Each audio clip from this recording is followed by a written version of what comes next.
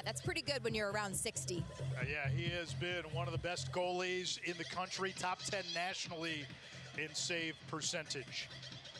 Syracuse beat Notre Dame when they met early in April. The Orange used a 9-0 run in that game, and they held Notre Dame scoreless for more than 40 minutes at one juncture. A big reason why they controlled faceoffs and possession.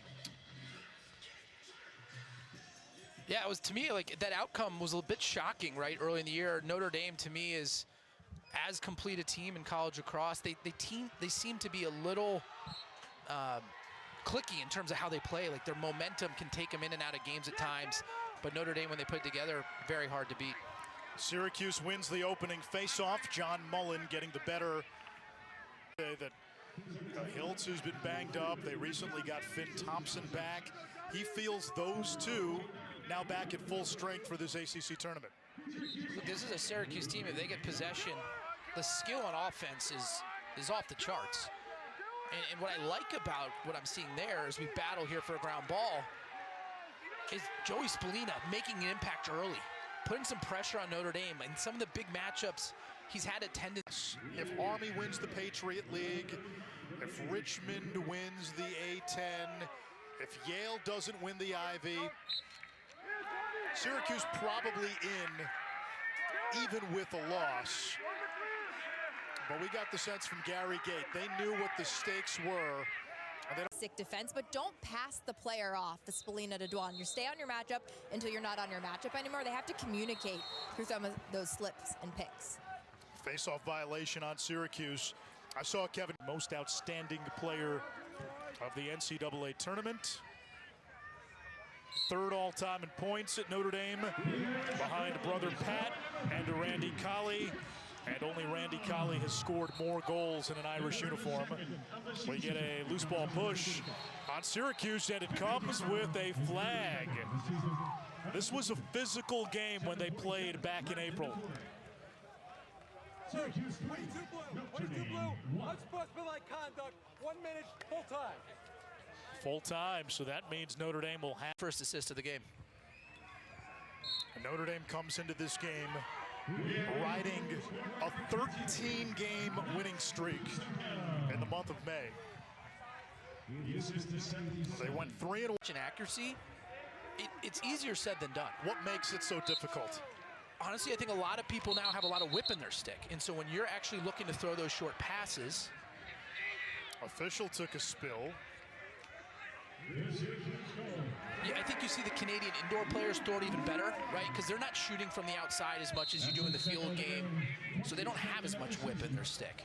And so when you have a stick to tell that, hey, yeah, the easy part's putting this in the back of the cage because McCool's on the ground, but to avoid that goal mouth. Third goal of the season for Brock Behrman. Notre Dame gets the ball off the faceoff. Final 2 minutes. First half, Syracuse jumped out to a... Leo's probably the most effective Dodger, right? But Syracuse and Maryland, right? Those are the two teams to me that, like, they just get open by ball movement and skill, and, like, that's an understanding of the game and knowing how to pass people open, as Jules said. So I thought they played an awesome first quarter.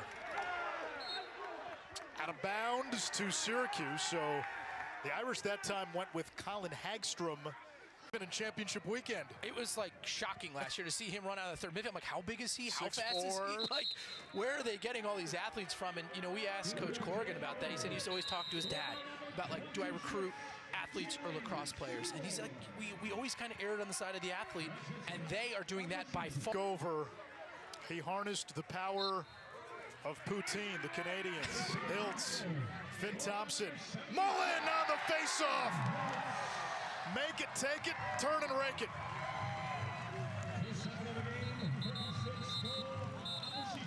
Mullen's the MVP right now for Syracuse. Dominating possession. Winning face-off after face-off. And on the last one here, does it all himself. Right down the middle of the field with a nice bounce shot. Elevation change, Cuse on a roll.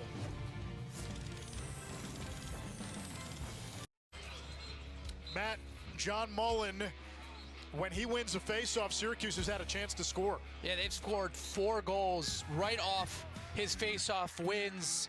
I mean, look, he's 9 of 10 against Lynch from Notre Dame, who's one of the best faceoff men in the country. Quite frankly, last year probably catapulted Notre Dame in the next stratosphere, but Mullen, 90% today, and again, 4 goals. 4 of the 6 goals for Syracuse, direct result of the faceoff X.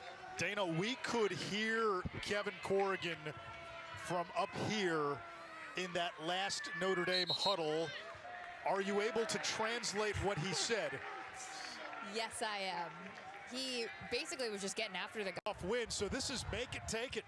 And Syracuse is, again, Notre Dame, excuse me, isn't even contesting the wing, right? Like, if you're next to one another, you have a chance at that ground ball, but the faceoff X is so clean for Mullen that Notre Dame's just conceding it. They're just saying, we're going to go back on defense, shooting angles. Many times over the years, we've heard our colleague Ryan Boyle talk about that extra step to increase the angle. It increases the angle. It also makes the goalie have to make a decision on his body placement in cage. Loose ball push against the orange. So Notre Dame, after milling it, Mullen wins it ahead.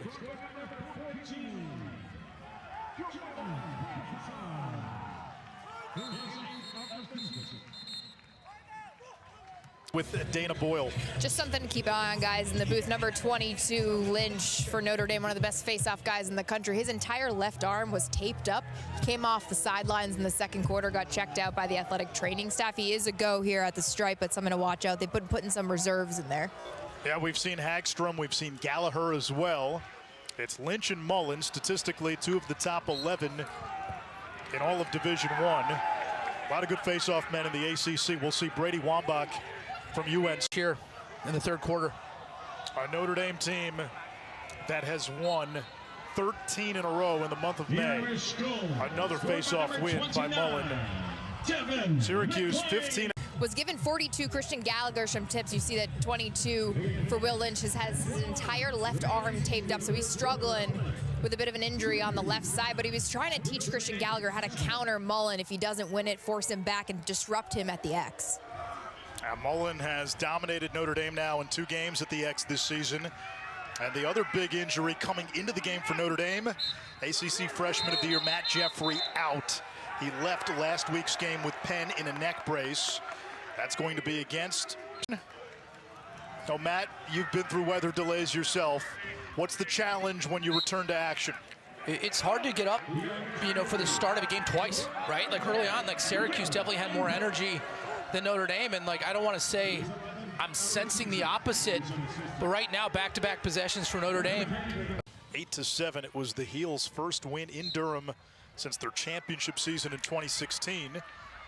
When UNC won the regular season meeting in Durham, 8-7. It was the Heels' first win in Durham since their championship season in 2016.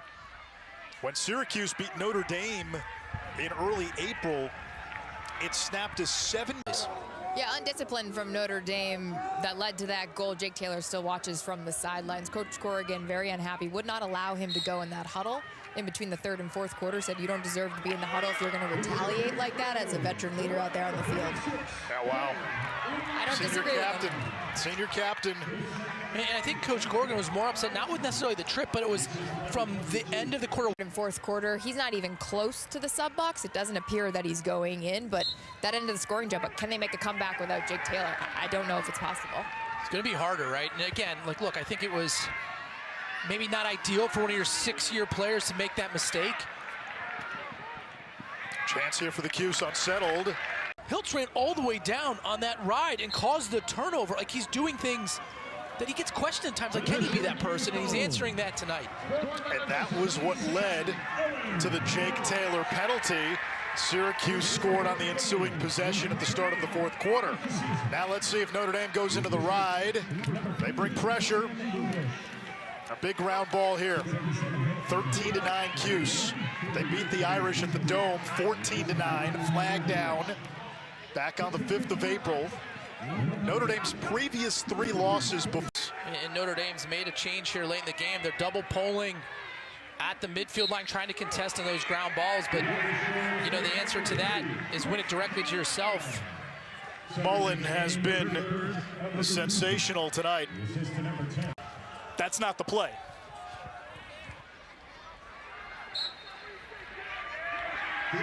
Mullen wins it for Syracuse.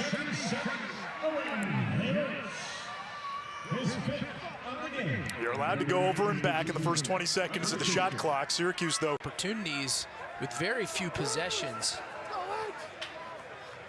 so Syracuse doesn't have a wing here. Ramsey able to win this for the Irish. A chance to make it a 2-goal game. Ramsey, low shot, save number 20 for Jimmy McCool, but there is a flag. I'm still not sure why Syracuse has 3 people in the box.